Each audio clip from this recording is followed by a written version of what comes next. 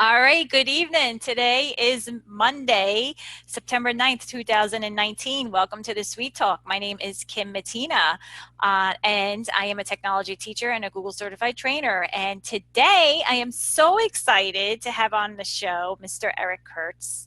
Oh, I don't think he needs an introduction, but he will introduce himself. I'm just so happy he's on. He actually took the time to be on my show. Eric, you are like my mentor, and I really appreciate you taking the time to be on my show. Thank you so My much. pleasure to be here. So, Eric, why don't you introduce yourself? Sure thing, absolutely. So, hi, my name's Eric. I'm from Ohio, Northeast Ohio, Akron, Canton area, like south of Cleveland. This is my 28th year in education. I started off as a middle school math teacher, taught math for 7 years before switching over to a role as like a tech coach or a tech integration person for that same district, and continued to do that for quite a few years until just recently, the last 5 or 6 years, I moved to the county office. So, I'm still doing the same role, still as a tech coach, a tech integration person, but now I serve not just that one district, but now about 35 districts up here in Northeast Ohio as a support to them to help them use technology in their classroom with a focus on the Google suite of tools.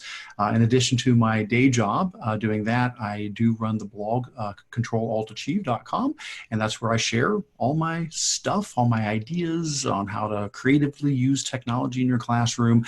I do put videos up there, webinars. There's a podcast that goes along with it, and lots of templates and blog posts and help guides and things like that. So that's controlaltachieve.com, and that's where you can find all of my stuff. Other than that, the big news is I'm a grandpa times two now recently. I've got Yay, my congratulations. grandson is 2 years old, but just had a granddaughter a few months ago. And so if I'm not doing technology, I'm playing with my grandkids, and they just moved a little bit closer. They were about 25 minutes away from me, and my daughter and her husband were able to buy a house in the same town that I live in, so they're about 10 minutes away from me now. So Oh, that's awesome. even better. Yeah, Yes. see the big smile and the Oh, spark on your face comes oh, out when you talk about your grandkids. That's oh, awesome. they are the best. Yeah, Woo, man. that's great. Good for you. Good for you. Thanks. Enjoy it. Thanks. I'm not there yet, but Well, when I'm there, it'll I be will probably wonderful when you look get there. into. Yeah. Yeah. Well, today, Eric's going to be talking about digital well-being and how we balance technology and our life. So we're going to be talking about this in a few different perspectives. One will be like your personal perspective as an educator and how we can help students balance technology and digital well-being and try to promote mindfulness and knowing when to disconnect and knowing when it's healthy or not. So I think Eric has a blog post about this, but he's going to go over a lot of this and different techniques on how we can be a little bit more conscientious of it, because he's the first one to be on the show to talk about this. So I think it's important, and you know everyone in education, whether you're an administrator or a teacher or a bus driver or a teacher's aide,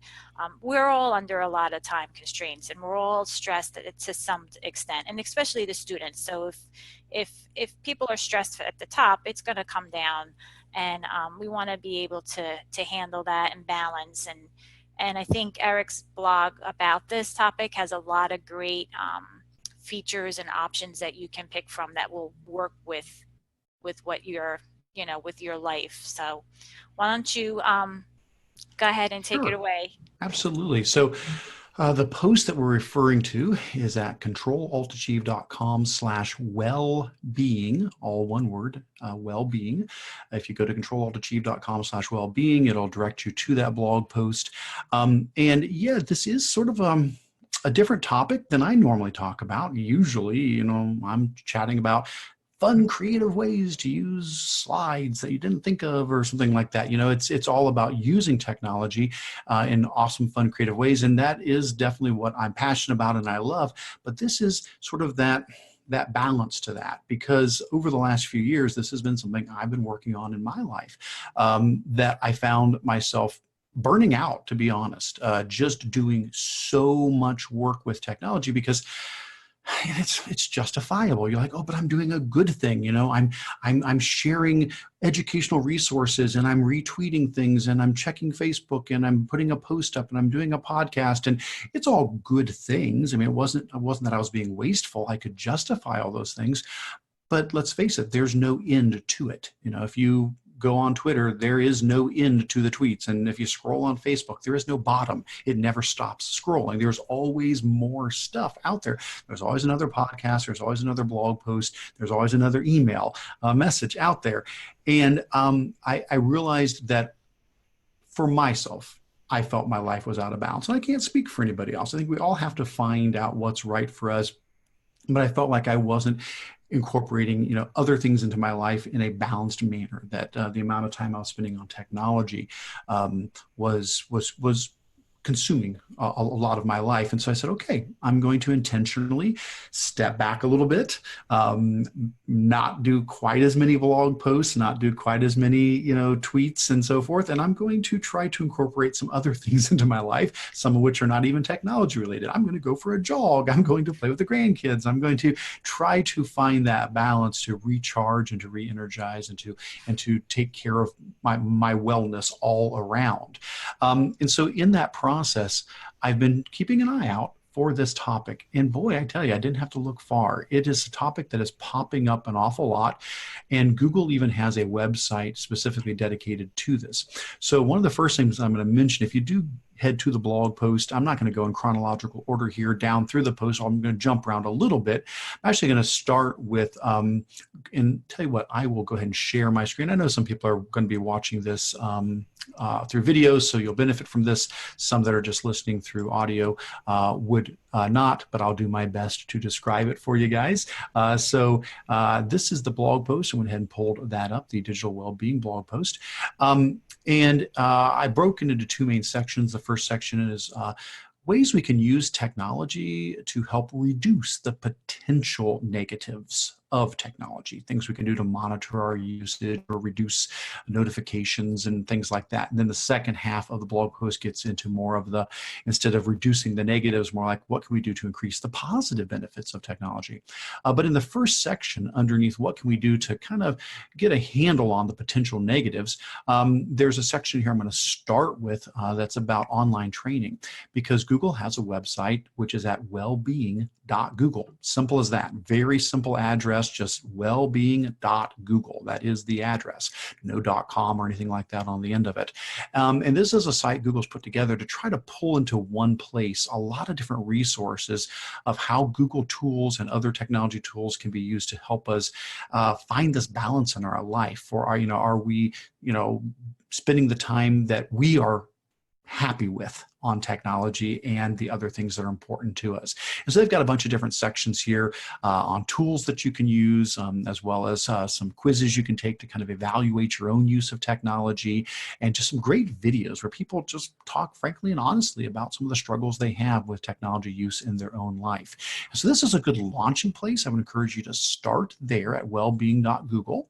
But on that same topic of, I just want to learn more about this sort of topic, there are a couple other online training options from Google, and one is through their applied digital skills curriculum.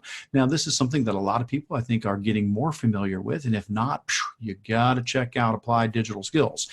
So applied digital skills is Google's totally free online curriculum that covers a wide range of technology skills, job skills, life skills for upper elementary through high school, even into adult learners. It covers a lot of stuff like, how do you make a resume, and, how do you search for a college, and how do you work well in a collaborative assignment with others.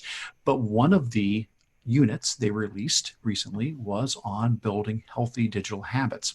Now, so this might be especially good for students. If you follow that link, it'll take you out to that page of the curriculum on building healthy digital habits. This is a pretty big unit. If you did the whole thing from start to finish, they estimate about 6 to 9 hours for this. Keep in mind, though, with all of the applied digital skills content, you can just take bits and pieces from it. You can say, oh, we're just going to do this lesson, we're just going to do these activities, and you can pull things out of there to use with your students.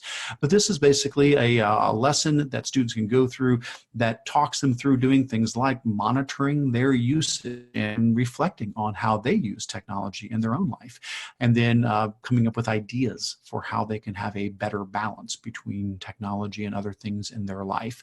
It's just a well put together lesson. There's videos. If you're not familiar with applied digital skills, it's all created for you. You don't have to make anything up here. The videos are all here. The activities are here.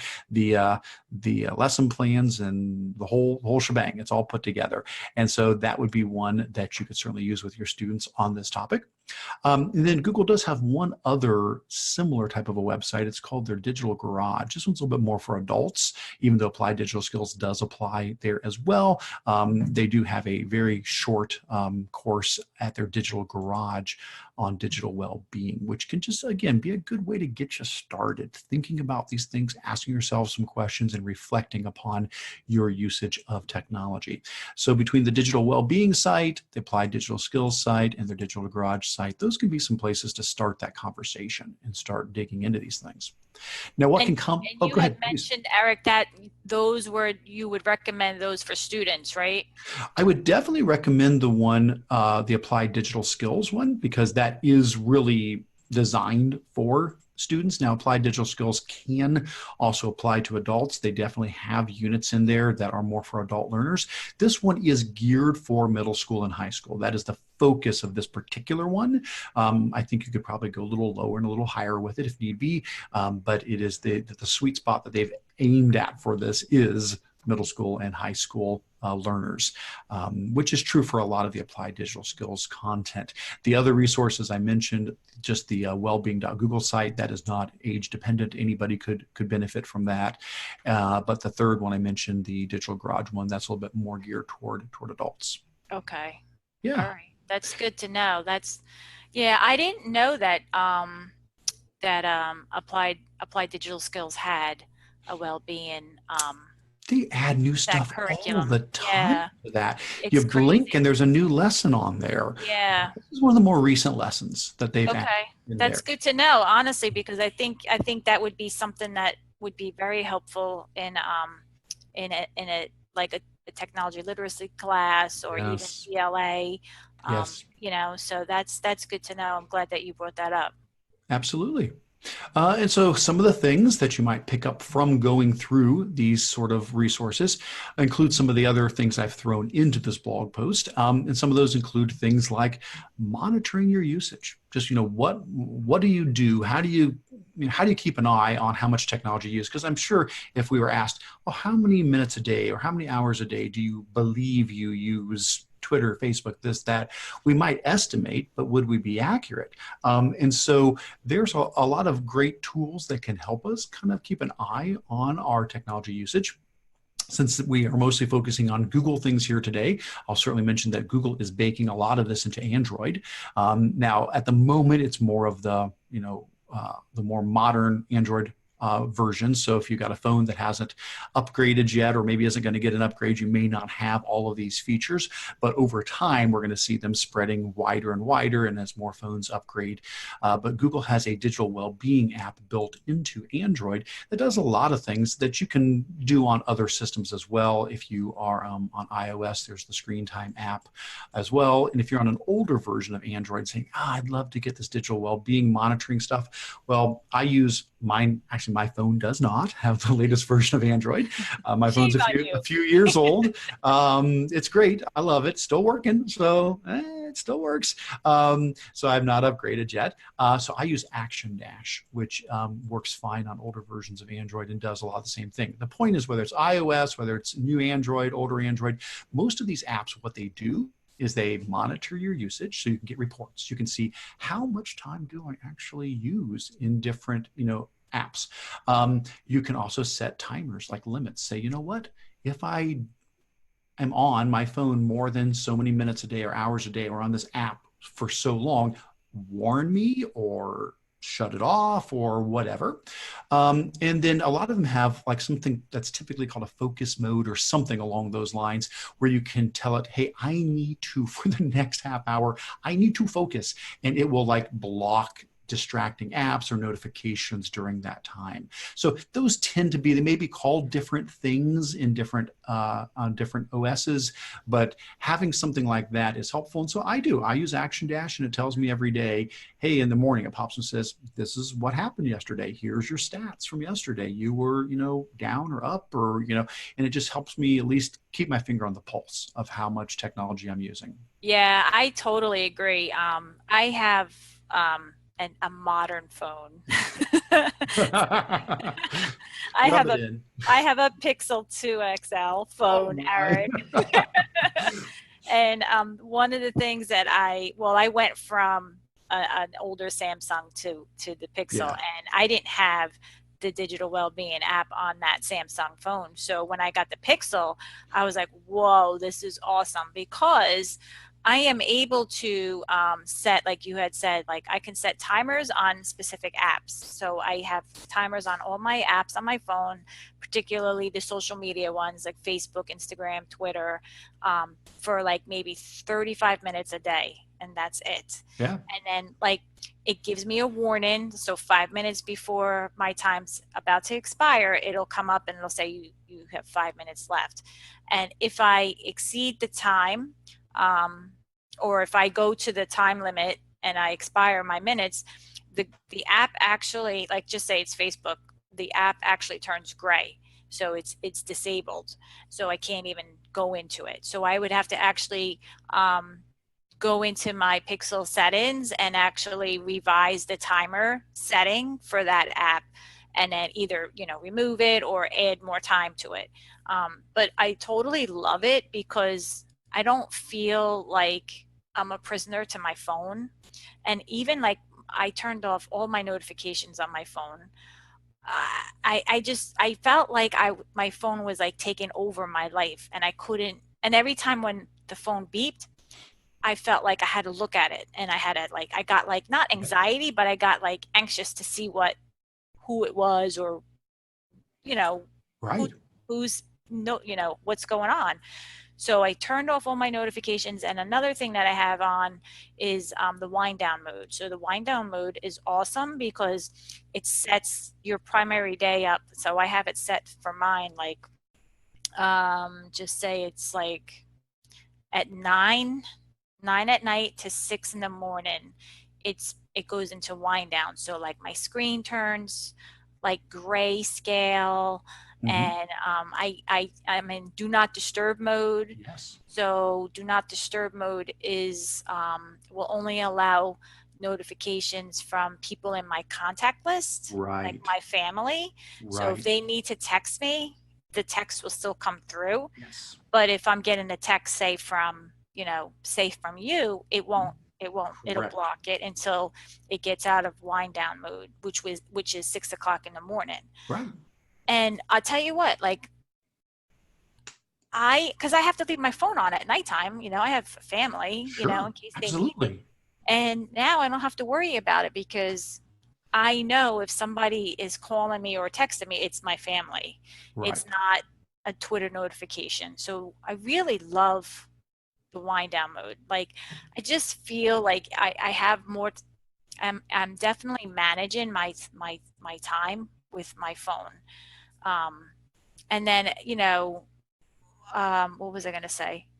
The focus mode, I just kind of turn off all of my notifications, but the focus mode is something I'd have to look into because, Sure. you know, that if you definitely need, a half hour during the day to do something and you're getting notifications or whatnot, that will just totally distract and disable them, right? Yes. Yeah, so that I have to look into that. That's something new to me, but Yeah. totally, I agree. I think it's totally necessary to be aware of these apps, and I think it's important because people are like finding themselves engulfed into it, submerged into it, and they don't know how to handle it and get out of it. So Right. these are great resources to look into. Well, and you think how difficult it is for us as adults. Think about our kids who are just growing up with this. This is just a part of their life, and it's a good discussion to be having with our kids as much as us as adults. I mean, many of us grew up without technology, and we've learned it as we've gone, and maybe we have perspective, and we struggle even Yeah. having perspective of remembering what it was like when we didn't have, constant technology access. Our children, they don't know a world where that wasn't the case, and so these are good discussions to have with them as well. I love the fact that you mentioned about the notifications. There's a whole section in here that we talk about. Yes, please do that. Go into your Android or iOS settings, and there's all sorts of levels you can set for those. Do you want to turn notifications off altogether? Not necessarily. Maybe just want to put on things that are more high priority and say, if it's somebody in my contact list, let it come through. But otherwise, not. Same thing with Gmail. You may have seen this popping up recently. It's popped up several times on my phone recently, saying, hey, try out these, this new high priority option in Gmail where you can, instead of getting a buzz every time an email comes through, it'll just be ones that are considered high priority. So, that's one side of the coin, which is trying to use these tools to monitor and help maybe prevent the, potential negative use of technology or the overuse of it.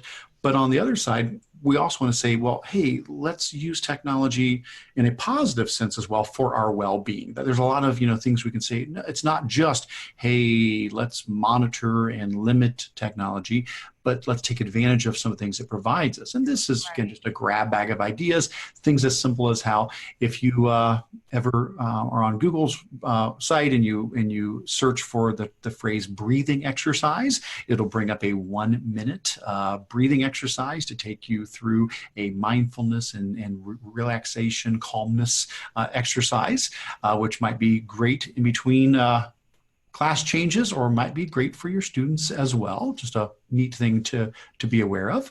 There's also a lot of neat websites and Chrome extensions that will do things like create ambient audio. And so if you wanted to be able to, again, focus and be more mindful, there's a lot of neat tools out there.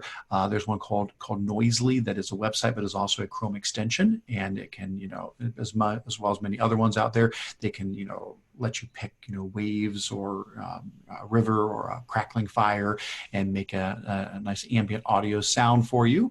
Other tips and tricks I throw in the blog post include the idea of using passwords as a positive self-talk tool. We Isn't that have funny how something like that could make you have a different mindset? Yeah, because I mean Honestly, we something have to type simple in like that. passwords. We have to type in passwords every day. I mean, where I work at my job, we're on an Active Directory network, and so every 90 days it's set I have to pick a new password to log into my laptop each day. So every day, at least once, I'm logging into my laptop. But chances are, you go to lunch, you do this, that. I'm probably unlocking my laptop, 5 to 10 times a day, and I'm typing in this password. Well, you want a secure password, so a lot of times you hear about using a passphrase rather than just a password. And so about a year ago, I was like, you know what? What if my passphrase is something that I need to hear? What if I make a passphrase that's positive self-talk? And it's something that is maybe something I'm working on in my life right now, that for the next 90 days, I want to remind myself about this over and over and over again. And some days it's critical. Other days it's just like, boom, throw in the password. But there's some days where I come into work and it's like, I needed to hear that. That's a message from myself 2 months ago that I needed to hear today to help me continue to work on improving myself or to be more mindful or whatever it might be. Eric, that is so funny because that's how I make my passwords, my passphrases, my That's passwords. great. Yeah, I'm telling you the truth. I can't believe that that is one thing that you recommend yes, because I feel like let's pick something positive, let's pick something cheery, let's pick something that I love.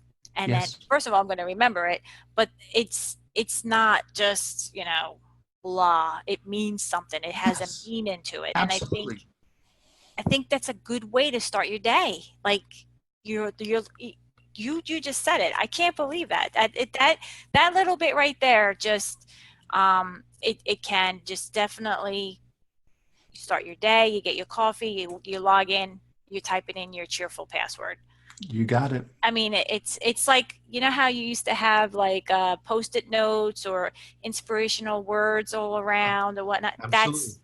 That's your inspirational password quote right That's there. right. That's Yeah. right. I totally agree. That is something I've been doing in my life as well, and I would encourage people to try that out. And then a few other just little last minute things I have in that blog post. Google has an extension called Tune, Tune, that deals with potentially toxic comments that you come across online, YouTube, Facebook, Twitter, Reddit, and so forth. This is an experimental extension from Google that uses AI and allows you to turn a dial to tune up or down the level of toxicity that is allowed to show on websites. And so maybe this is something that would be great for you, but then again, maybe it's for younger students. Could be a lot of possibilities where you could say, you know what, let's turn this down. And basically what it does is it just goes through like the YouTube comments or the Reddit comments or whatever might be on there, and it will hide things that that the AI identifies as toxic. And so we're talking about hate speech. We're talking about things that are abusive, type of comments, and it still lets you know they're there. There's a little dot that takes their place, so you can always click the dot and read it. It's not like, hey, this is censorship, you can't see it. Of course you can. You can choose to expand the comment, but it's just trying to say, what if we just kind of remove some of this stuff? Maybe we don't have to get drawn into that. It doesn't replace the word. It just hides it. It completely removes the comment and puts a single dot in its place of the entire comment. And so you can click that and it'll expand that comment back out. But it is not just removing a word, it's removing the entire entry that particular comment Oh, is a part okay. of. Oh, we'll have to check that out. So Okay. that's one to be aware of. And then I think our body does affect our mind a lot. And so if you've got a Fitbit or you got a smartwatch, you're probably already doing this.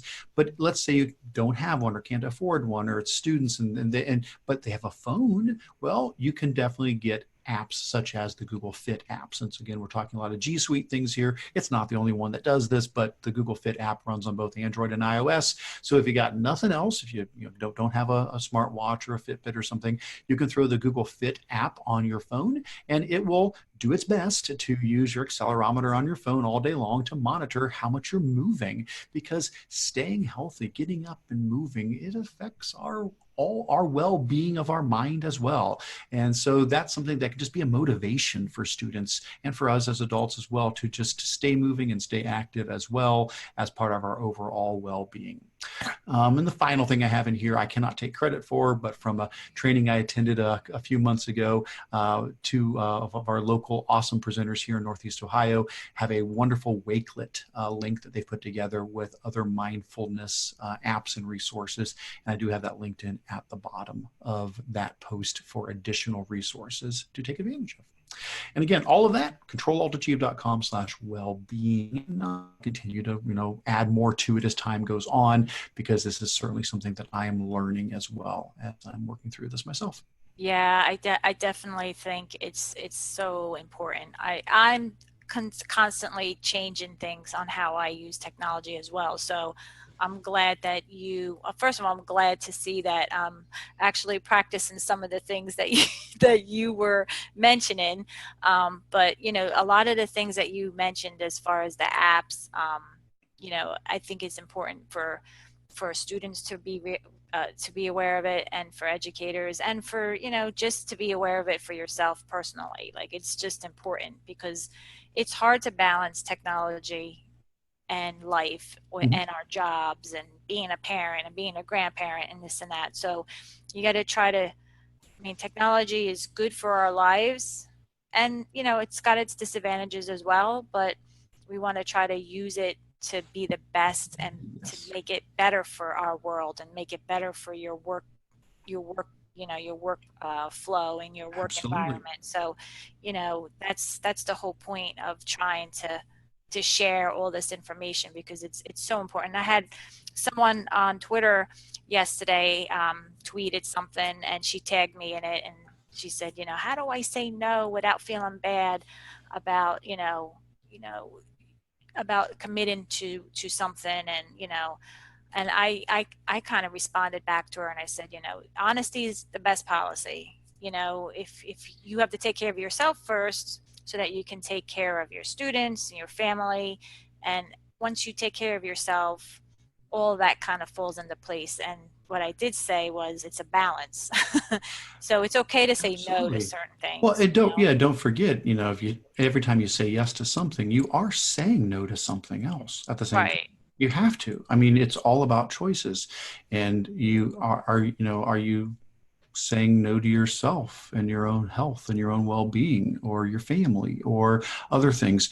And I'm not saying, don't say yes to opportunities. It's think about it before we just say yes to everything. And the same with technology. It's going to be different for everybody. And what's the right balance is what's right for you. What's right for right. you and your family.